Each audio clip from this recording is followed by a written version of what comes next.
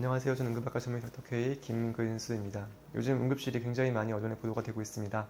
최근에 남궁인 선생님께서 이대 목동병원의 운영상을 말씀하시면서 굉장히 또 어렵다라고 이렇게 언론 인터뷰를 하셨더라고요. 이대 목동병원 같은 경우에는 그 지역의 곤욕응급의료 센터이기 때문에 많이 중증도가 높은 환자들이 내원을 할 겁니다. 그런데 환자들을 혼자서 듀티마다 담당한다는 것 자체가 굉장히 큰 스트레스이고 어려움을 겪을 거라 생각을 합니다. 비록 일부 병원들이 겪는 거라고 정부는 말씀을 하시지만 응급의료 현장에 와 보시면 아시겠지만 이거는 일부 의료기관이 겪는 문제가 아니고 우리나라 전체적으로 다 겪고 있는 의료 시스템 전반의 문제로 확산되고 있다라고 보시는 게 맞을 것 같습니다.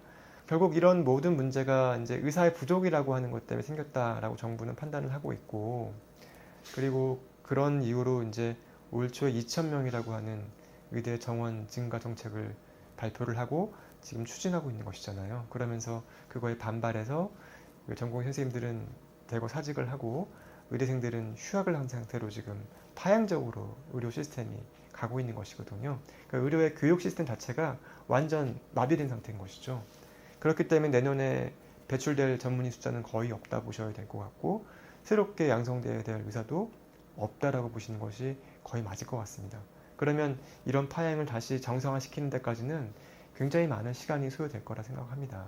그리고 2,000명이라는 숫자를 1,500명으로 줄였다고 하지만 내년 3월부터 모든 학생들이 다시 복학을 하게 되고 신입생을 다 받는다고 가정했을 경우에는 내년에 신입생들은 무려 7,500명이라고 하는 숫자가 되는 거예요.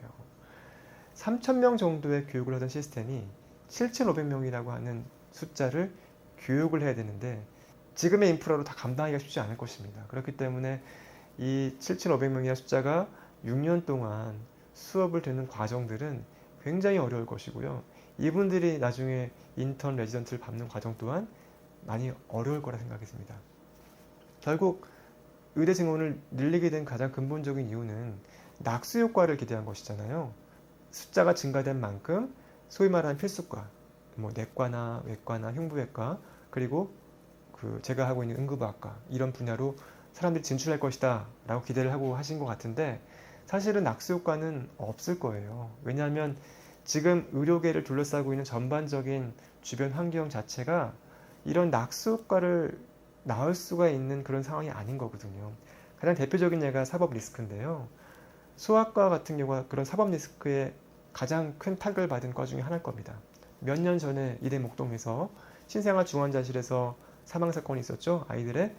그 아이들을 돌보던 그런 교수님과 의료진들이 사법 재판을 받고 현장에서 구속되기도 하는 그런 것을 다 봤어요. 그렇기 때문에 그 이후로 소아과를 지원하는 젊은 의사의 숫자는 급감했게 됐고요. 실제로 이제 응급실에서 소아 환자를 보는 선생님들을 보기가 굉장히 어려졌습니다. 저 같은 경우는 15년 전쯤에 서울에 있는 대학병원에서 소아과를 전공했던 경력이 있습니다. 그 당시에 저는 제 주변에 동료들도 여럿 있었고요. 그리고 제 윗연차가 빠져있는 부분이 하나도 없었어요. 모든 연차가 채워져 있었고요. 그렇기 때문에 제가 응급실에서 환자를 보다가 어려운 부분이 있으면 제 동기들이 와서 도와주기도 했고 제 윗연차가 도와주기도 했습니다. 그렇게 응급실 돌아갔어요. 근데 지금은 응급실에서 소아과 전공 선생님 보는 거 당연히 어렵고요. 전문의 선생님 보는 것도 어렵습니다. 저희 병원도 일부 소아과를 운영하는 날짜가 있지만 그 나머지 날짜들은 소아과 커버가 안 되거든요.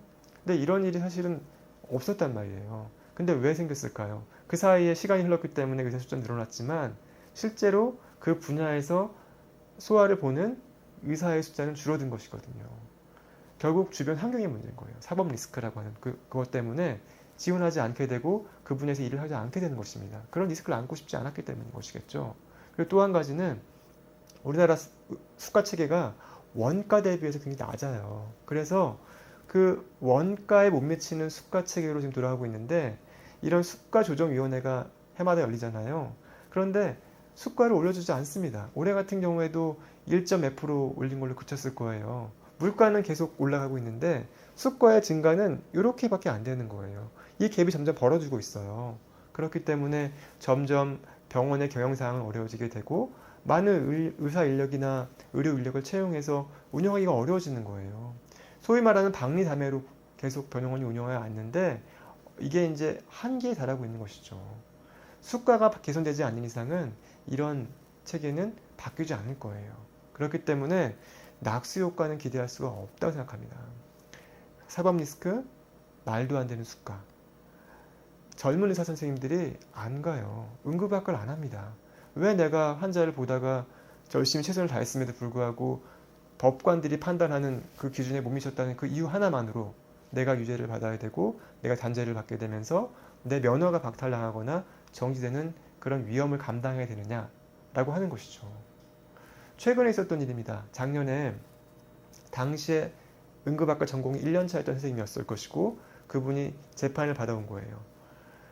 대동맥 박리라고 하는 진단명이 최종적으로 나왔다고 하는데 이분이 1년차로서 당직을 서다가 그 부분에 대한 의심을 못했던 것 같아요. 흉통을 의심하고 심근 경색에 대한 검사를 진행했지만 대동맥 박리를 생각 못한 것 같아요. 그렇기 때문에 거기에 맞는 CT 검사를 시행하지 않았던 것이죠. 나중에서야 그 검사가 진행이 됐고 그분이 대동맥 박리라는 것이 진단이 돼서 이분의 그 당시에 검사 과정에서의 그런 부분들이 과실이었다고 이제 인정이 된 겁니다. 그렇기 때문에 이분은 유죄 판결을 받았고 자신의 면허가 박탈당하는 그런 일을 겪게 됩니다. 그렇게 되면 응급학과 의사로서는 굉장히 황당할 수밖에 없는 거예요. 더구나 전공이 1년차잖아요. 그분이 얼마나 많은 경험을 했겠습니까? 전공의 선생님들도 이런 사법 리스크에 노출되어 있는 상태이기도 하고 상당수의 전문의들도 근무를 하면서 환자를 보면서 이런 사법 리스크를 경험하게 됩니다. 그러면 그런 경험을 한번 하고 나면 누가 그것을 하고 싶겠어요? 한번 그렇게 시작된 사법적 어떤 절차들이 1년, 2년, 3년 계속 진행되잖아요. 아까 그분 같은 경우도 전공 1년차 때 그렇게 시작됐던 일인데 나중에 전문의 되고 몇 년 지나서야 이제 최종적으로 그렇게 유죄 판결이 나면서 결과적으로는 그 의사 면허를 박탈당하는 그런 수모를 겪지 않습니까? 이런 상황에서는 누구도 필수과라고 하는 이런 분야에 진출하려고 하지 않겠죠. 아무리 숫자가 늘어나도 그곳으로 가는 것 자체가 위험하다고 한다면 안 가는 거예요. 그래서 정부가 기대하는 그런 낙수 효과 절대 없습니다. 기대할 수가 없어요. 그런 환경을 만들어 주셔야 돼요. 그런 위험을 안고선 환자를 보더라도 내가 소신껏 진료할 수 있는 환경을 만들어야지 의사를 하나의 잠적인 범죄자처럼 생각하고 접근을 하게 되면 계속해서 이런 문제가 생길 수밖에 없는 겁니다. 낙수 효과라고 하는 그런 건 기대하지 마시고요.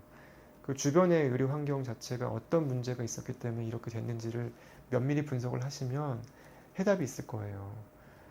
사법 리스크, 그리고 말도 안 되는 그 수가 체계, 그리고 의료인들에 대한 그런 적대적인 그런 시각들, 그런 것들을 좀 개선시켜 주시면 좋겠습니다.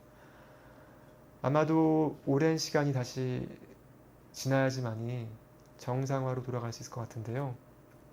이렇게 계속 가다가는 그 정상화조차도 더 요원해질 수밖에 없을 거라 생각합니다. 감사합니다. 응급학과 점의 닥터 K 김건지였습니다.